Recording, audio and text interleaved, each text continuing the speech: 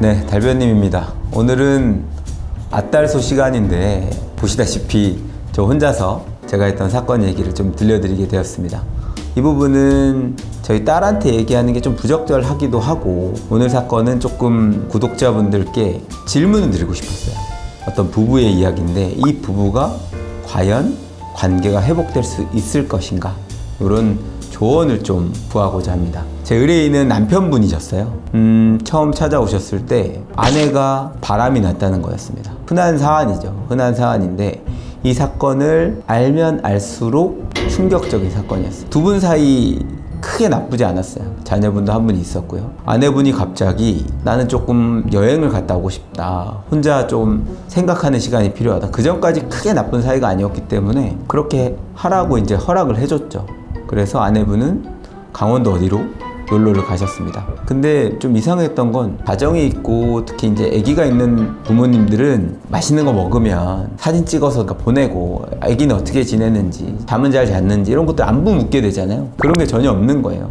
좀 이상하다고 여겼는데, 처음으로 혼자 여행을 간 거기 때문에 뭐 혼자 시간을 만끽하고 있나 보다, 그렇게 생각하고 있었습니다. 좀 이상했던 건 2박 3일 동안 좀 여행을 갔는데 카드 결제 내역이 없는 거예요. 보통 뭐 편의점 가서 뭘 사든 결제 내역이 있을 텐데 그런 게 없는 겁니다. 그러고 나서 이제 돌아왔는데 갑자기 아내가 이혼을 해달라고 요구하는 겁니다. 그래서 무슨 얘기냐, 그 사이에 어떤 일이 있었냐면, 아내분에게 언니가 있었는데 언니도 알고 아내분도 알고 있는 어떤 남자분한테 2천만 원을 송금한 사실이 발견됐어요. 근데 그 2천만 원을 아내분이 대출을 받아서 그 남자분한테 송금을 해준 거였습니다. 근데 이상한 건, 우리가 이제 송금할 때 메모를 적을 수 있잖아요. 근데 메모에는 그 남자분한테 송금한 게 아니라 친정 엄마한테 송금한 것처럼 했단 말이에요. 이것을 알고 추궁하니까 결국에는 집을 나가버리셨어요. 뭐 엄청 싸우고 뭐 이혼 얘기를 오가고 이런 게 아니라 잘 지내고 두 분이 주고받은 대화 보면 그냥 사이좋은 부부였습니다. 그러다 갑자기 집을 나가서 이혼을 해달라고 요구하니까 황당할 수밖에 없었죠. 그런데 아내분으로부터 소장을 받게 됩니다. 이혼 소장. 이유는 결혼 생활 내내 폭언과 폭력이 있었고 남편으로 인해서 성병에 걸린 적이 있고, 또 이렇게 나가려고 하니까 또 자신을 때렸다. 근데 그게 뭐였냐면, 갑자기 집을 나가고 이혼한다고 하니까 남편분이 그냥 나가지 말라고 정신 차리라고 이렇게 팔을 잡았던 거거든요. 그 부분을 가지고 폭력을 당했다면서 이혼을 청구하는 겁니다. 그래서 남편분이 그때부터 이제 이상한 느낌이 들어서 하나하나 찾아봤어요. 그러다 보니까 알고 지냈던 그 남자분이랑 여행을 간 것 같다, 증거들을 다 수집했죠. 그래서 여러 가지 정황 증거들을 통해서 두 사람이 같이 여행을 간 게 맞다라는 확신을 하게 됐습니다. 그래서 이 사건 소송에서는 아내분이 말하는 폭언, 폭력 없었고, 아내분이 말했던 성병은 가임기 여성들이 아주 높은 확률로 걸릴 수 있는 그런 질병에 불과하다, 이런 부분을 밝혀냈죠. 그래서 이혼 소송을 결국에는 기각시켰습니다. 좀 충격적이었던 건, 이혼 소송을 하고 있던 중에 저희는 그 남자분을 상대로 위자료 청구 소송을 하고 있었거든요. 근데 저희가 증거를 수집하는 과정에서 이 두 사람이 같이 지내고 있던 오피스텔 앞에 가서 몰래 카메라를 설치했었어요. 이 남자분이 드나드는 모습도 보이고 여자분이 드나드는 모습도 촬영이 됐습니다. 저희는 거기 등장한 남자분이 우리가 의심하는 그 남자다, 키나 생김새나 아주 또렷하진 않았지만 누가 봐도 그 사람이다 라고 주장을 했었거든요. 근데 그 남자분은 본인이 아니라고 주장을 하고 있어요. 근데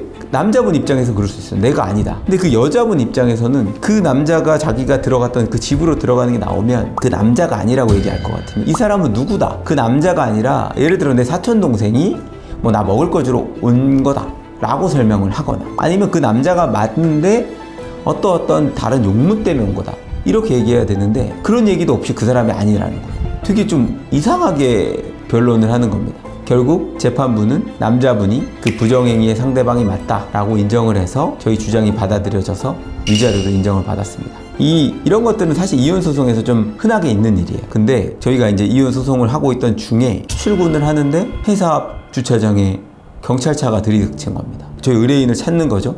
나가봤더니 음주운전 신고를 받고 출동했다는 거예요. 전날에 술도 안 마시고 무슨 음주운전이야, 특정을 했습니다. 당연히 음주 수치가 나오지 않았겠죠. 나중에 알아봤더니 누군가가 제 의뢰인이 음주운전을 했을 거다 라고 의심을 해서 신고를 했다는 거예요. 아내분이 남편분을 좀 곤란하게 만들기 위해서 신고한 건가 보다 라고 생각해서 저희가 근데 음주운전을 안 했잖아요. 무고라는 것이 이것이 진실이라고 믿고 믿을 만한 상당한 이유가 있는 경우에는 무고가 안 되지만 진실이라는 확신 없이 신고하는 것도 무고가 되거든요. 무고죄로 고소를 했습니다.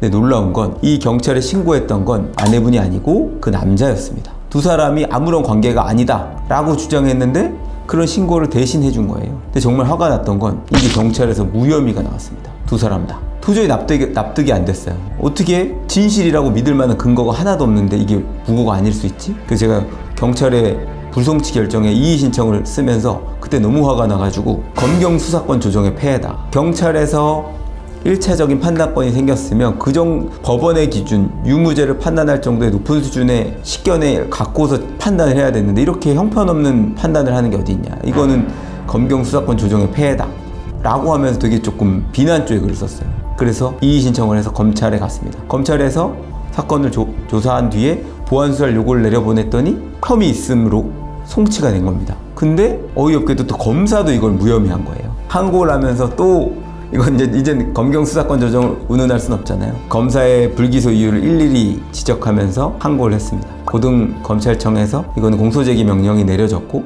법원에서는 무고죄로 인정해서 약식 명령이 내려졌습니다. 지금 그 소송을 한 지가 1년이 훌쩍 넘었습니다. 최종적으로 대법원까지 가서도 이유는 기각됐고요. 위자료 청구 소송은 상대방이 항소하지 않아서 확정됐고 무고도 법원에서 유죄로 인정받았습니다. 이쯤 되면 본인들의 잘못을 시인해서 돌아올 법도 한데 아내분은 아직도 돌아오지 않고 있습니다. 남편분은 마지막으로 관계를 회복하기 위해서 부부간이기 때문에 서로 간에 이제 동거 의무가 있거든요. 동거 의무를 이행하라.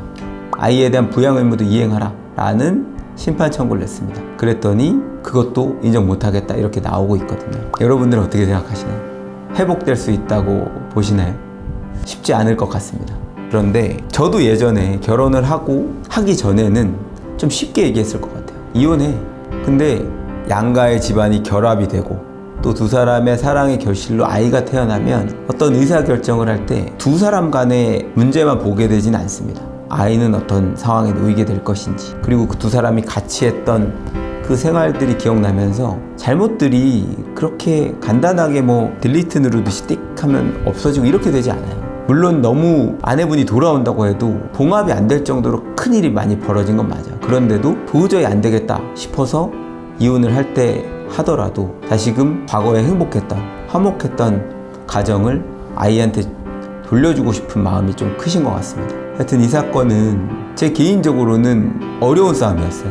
결국엔 완승을 거뒀고 의뢰인은 지금도 저한테 제가 억울하게 이혼을 당하고 억울한 피해를 입은 걸 밝혀내 주셔서 너무 감사하다 고맙다고 연락도 자주 주시고 사무실 오실 때마다 맛있는 커피도 사주시는데 제가 이 소송을 통해서 안겨드리고 싶었던 거는 가정의 회복이었거든요. 근데 아직까지는 안 되고 있습니다. 이럴 때는 단지 변호사가 아니라 어떤 또 다른 역량이 있다면 그 여자분 마음속의 회로를 이렇게 탁 고쳐놓고 싶은 마음이 있어요. 너무너무 잘못했고 내 이 잘못을 평생 속죄하며 살게. 그런 상황이 오면 너무너무 좋을 것 같은데 그런 날이 꼭 오기를 기대해 봅니다.